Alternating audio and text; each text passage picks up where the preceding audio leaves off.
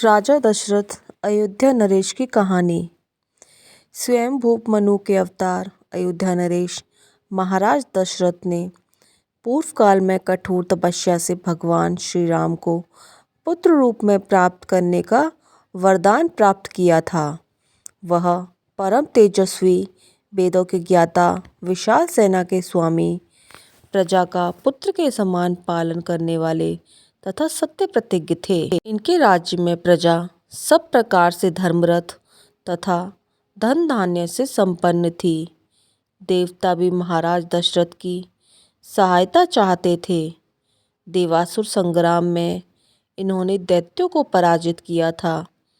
इन्होंने अपने जीवन काल में अनेक यज्ञ भी किए।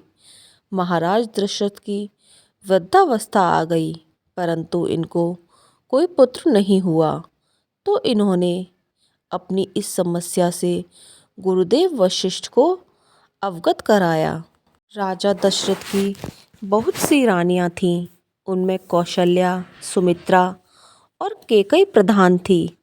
महाराज की वृद्धावस्था आ गई, किंतु इनको कोई पुत्र नहीं हुआ। इन्होंने अपनी इस समस्या से गुरुदेव वशिष्ठ को अवगत कराया। गुरु की आज्ञा से ऋषि श्रृंग बुलाए गए और उनके आचार्य तत्व में पुत्रेष्टि यज्ञ का आयोजन हुआ। यज्ञ पुरुष ने स्वयं प्रकट होकर पायसान्न से भरा पात्र राजा दशरथ को देते हुए कहा, राजन, यह खीर श्रेष्ठ, आरोग्यवर्धक तथा पुत्रों को उत्पन्न करने वाली है। इसे तुम अपनी रानियों को खिला दो। महाराज ने वह खीर कौशल्या, कैकेयी और सुमित्रा में बांट कर दे दी। समय आने पर कौशल्या के गर्भ से सनातन पुरुष भगवान श्री राम का अवतार हुआ। कैकेयी ने भरत और सुमित्रा ने लक्ष्मण तथा शत्रुघ्न को जन्म दिया। चारों भाई माता पिता के लाड़ प्यार में बड़े हुए। यद्यपि महाराज को चारों ही पुत्र प्रिय थे, किंतु श्री राम पर इनका विशेष स्नेह था। ये श्री राम को क्षण भर के लिए भी अपनी आंखों से ओझल नहीं करना चाहते थे। जब विश्वामित्र जी यज्ञ रक्षार्थ श्री राम लक्ष्मण को मांगने आए, तो वशिष्ठ जी के समझाने पर बड़ी कठिनाई से ये उन्हें भेजने के लिए तैयार हुए। अपनी वृद्धावस्था को देखकर राजा दशरथ ने श्री राम को युवराज बनाना चाहा।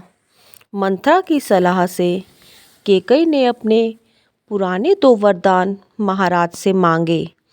एक में भरत को राज्य और दूसरे में श्री राम के लिए 14 वर्षों का वनवास। कैकेयी की यह बात सुनकर महाराज दशरथ स्तब्ध रह गए। थोड़ी देर के लिए तो इनकी चेतना ही लुप्त हो गई। होश आने पर इन्होंने कैकेयी को समझाया। बड़ी ही नम्रता से दीन शब्दों में इन्होंने कैकेयी से कहा, भरत को तो मैं अभी बुलाकर राज्य दे देता हूँ, किंतु तुम श्री राम को वन भेजने का आग्रह मत करो। विधि के विधान एवं भावी प्रबलता के कारण महाराज के विनय का कैकेयी पर कोई प्रभाव नहीं पड़ा। भगवान श्री राम पिता के सत्य की रक्षा और आज्ञा पालन के लिए अपनी पत्नी सीता और भाई लक्ष्मण के साथ वन को चले गए। महाराज दशरथ के शोक का ठिकाना ना रहा। जब तक श्री राम रहे, तभी तक इन्होंने अपने प्राणों को रखा और उनका वियोग होते ही श्री राम प्रेमानल में अपने प्राणों की आहुति दे डाली।